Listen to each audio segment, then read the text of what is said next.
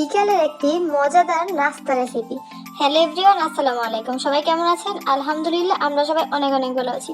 তো আপনাদের মাঝে নতুন আরও একটি ভিডিও নিয়ে আমি হাজির হয়ে গেছি ফার্মলি লাইফস্টাইল থেকে।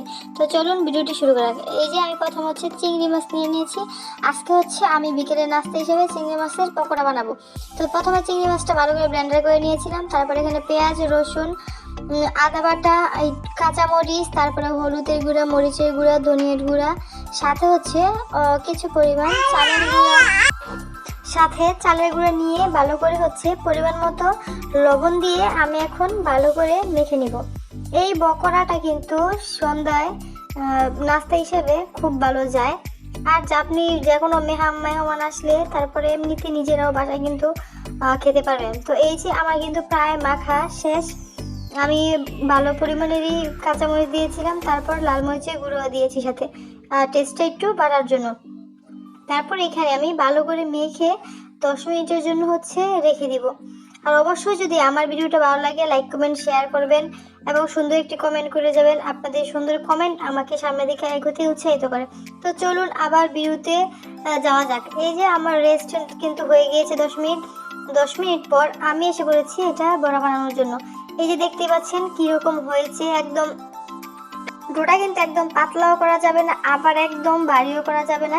এই যে এরকম করে তারপরে এই যে একটা শেপ দিয়ে নেবেন গোল গোল করে। আপনারা যেরকম শেপ দিতে ইচ্ছে করো ওই রকম করে নেবেন। তারপর এখানে একটা আমি ফ্রাই প্যান নিয়ে নিয়েছি। তারপর সামান্য পরিমাণ তেল দিয়েছি। অত পরিমাণ তেলও কিন্তু লাগে না, খুব কম তেলে বিকেলের হেলদি একটা নাস্তা হিসেবে কিন্তু আপনারা এটা বানিয়ে খেতে পারেন।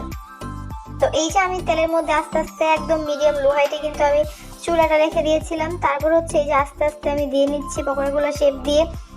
তারপরে অর্ধেক যখন হয়ে যাবে আমি এটা উল্টে দিব। এটা কিন্তু একদম লো আর হিটে আপনাদের বাঁচতে হবে, না হলে কিন্তু ভিতরে কাঁচা থেকে যাবে আর উপর দিয়ে হয়ে যাবে। এরকম একটা অবস্থা হবে, যদি আস্তে আস্তে ভেজে নিতে হবে। এই যে দেখতে পাচ্ছেন আমি কিভাবে করছি।